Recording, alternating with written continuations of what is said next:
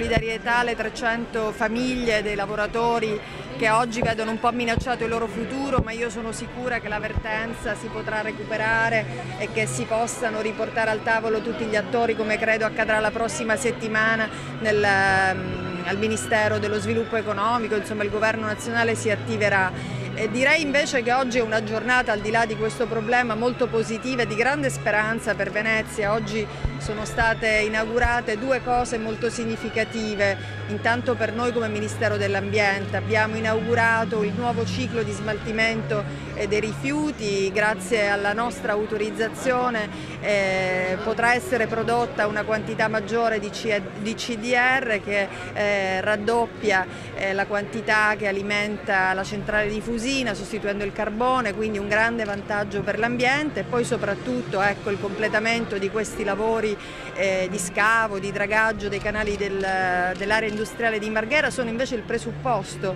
per il rilancio da un punto di vista industriale di quest'area. Dovremo andare avanti con la bonifica dei suoli, delle falde, perché questo consentirà la reindustrializzazione delle aree, quindi non vogliamo solo che sia una piattaforma logistica, ma che sia una piattaforma logistica vitale, quindi che ci siano molte attività che si dovranno sviluppare in questo territorio, magari tutte sarebbe bello di carattere ambientale e in qualche modo legate alla green economy.